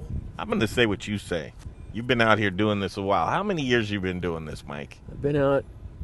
That's a good question, Greg. I've been here since. You're not that old. I've got pictures of me across the road putting posts in when in the late '70s. Have you done this most of your life? I know your old man was in the business too, huh? Grew up in it. Yeah, same property right here. Yep, pretty much. What did it look like when you were a boy running around? This was farm ground. Yeah, because we started on the other side of the road. Oh wow! And then as we built up and got better at what we were doing, this farm came available. My dad bought it, and the first thing we did was put some more pens up. You've seen a lot of change in Colorado. Exactly. You know, when I was a kid, back in the early 70s, when my dad came out here, there was still all this ground up here. There wasn't the homes and the people weren't here. So the farmers that were here all had fence, and my dad would buy lambs off the mountain on the western slope or wherever, and he would come up to these farmers and he would place inventory with these farmers. He would sell them 2 or 3 loads of lambs, and they might have 2 or 3 loads of cattle. And everybody had pasture, and they pastured lambs through the winter, and then he would go back in the winter when the outside feed was eaten up, and he would buy them back, and they would take them to plant. But as time went on, everybody gets more specialized, and farming practices got more efficient. You didn't have the waste. The waste from harvest is typically where these guys would create an opportunity, because then you could buy lambs or cattle and you could put them out on those crops and you get something out of it. Yep. But as farming has gotten more and more efficient, like most things, there's no waste. There's not the level of waste that there once was, so there's not as much feed. So it kind of creates a situation where if you're going to be in the business, you have to put the feed up, and you have to bring the animals in, and you have to feed them in a confinement situation. the taste of lamb, it's hit or miss with some people, which I don't understand because I'm on the spectrum of loving it. Yeah. Right. So they say goat, the number one animal that's eaten in the world. Is that by volume, I guess you would say, rather than by per capita? Anyway, lamb being not up there. So Colorado actually likes themselves some lamb. We like some lamb here in Colorado. But it's an interesting thing is, we saw with COVID changing the model of getting, as a rancher, your animals to market. So utilization, and this is where, Chef, you can jump in with this, wants to be able to get these into the hands of chefs that'll say, hey, listen, I'll commit to you because I want to get in on a full lamb, but you got to utilize the whole damn thing. Right. So I guess the question will be like, if I want to do a special dinner with a whole lamb, how I can come to you and say, hey, Mr. Mike, I want to buy a lamb, and start getting the direct connection with the chefs, and and start. Funny you should ask. It is funny. Yeah. I mean that's what I'm. That's been our goal, Chef, is to get into that position, and our family with two other families have invested in a new facility, a brand new harvest facility in Brush, Colorado, that's due to open. We've been working on this for 2.5 years. It's due to open at the end of August. And at that point in time, we'll have USDA inspected lambs ready for sale. Congratulations. Nice, that's and you awesome. know what that really means? It means that you control everything from soup to nuts, man, from the beginning to the market. And by doing that, it's really going to put your family stamp on this product. It's going to show you're going to have your ethics with raising animals. It's going to follow through all the way to the end consumer, and I'm so excited for you to be able to control that whole chain. And the sky's the limit at that point. And I'm excited for the story, the story of the fact that we've been in this business for since 1974. My dad started feeding lambs in 78, 79 over here. And we've been in it our whole lives. I got my oldest daughter's back from college, and she's working with us now. So we've got multiple generations invested in this business, and we're still passionate about it. This is another big step for us, but I think it's, when you can bring people out like Chef and Brian and everybody and get to see from the ground up what you do every day, where it's coming from. One of the partners in this project is a rancher from the Western Slope. You talk about a trip up to that country in September to see, the fall colors and the sheep coming down off the grass. It's probably a little prettier than what we're looking at today. I enjoy it when I get a chance to go over there. But again, like we talked earlier, because of the way this industry is shaped up, this is needed. If you're going to maintain quality product 52 weeks a year, you're going to have a feeding program of some kind. Consistent quality product. All right, let's stop this truck. Let's hop out. Let's end this thing. We'll get in front of Jay Parker's camera and say to you, bid you adieu from Eaton, Colorado. And just outside of Greeley, huh, Mike? Yes, about north of Greeley, about 8 miles. Mike, you can tell us how many lamb are we looking at out here? In any one of these pens, you're probably somewhere around 1,400 to 1,500 head currently. The feedlot capacity one time would hold as many as 65 to 70,000 lambs. And if you're going to see it at that time of the year, and it's pretty impressive to see it if you have the opportunity, it would be sometime the 1st of October. Classic Brian Freeman. We were wrapping it up. He had to go into interview mode again, but we're here. Colorado, the whole crew. This is Summer Dinner Series, Chef. It's the 28th, man. We're going to continue celebrating your birthday Tuesday. Please come and join us. Jesusapalooza on the 28th. Awesome. You what? You will be eating this delicious lamb. Mike Harper will be at the dinner with his lovely wife. We love hosting you. Tickets on sale. SummerDinnerSeries.com. SummerDinnerSeries.com. SummerDinnerSeries.com. SummerDinnerSeries.com. Yes, come join us for dinner. We love you. And the Modern Eater Show will hit you back down the road. Hi, I'm Charlie Gottenkenny, brewmaster at Bruz Beers. Our all-new Abbey 4-pack contains the main products of Abbey and Trappist breweries in Belgium. So with the 4-pack, you'll get a single, a double, a triple, and a quadruple, one of each. Most monastery breweries will make 2 to 4 of these. Some of them make all 4. And American craft breweries like Bruz that specialize in Belgian beers will make multiple versions of the Big 4 throughout the year. So where can you get an Abbey 4-pack? Well, you can get it at either Bruz location, 67th and Pecos in Midtown, or in the East Colfax neighborhood at Colfax and York. You can also find them at fine liquor stores throughout the Denver area.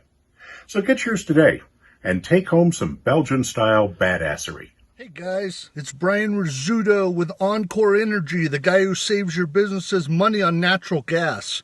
I know these are crazy, crazy times right now. So while your business is working on increasing your sales, let me work on saving you guys money on your natural gas.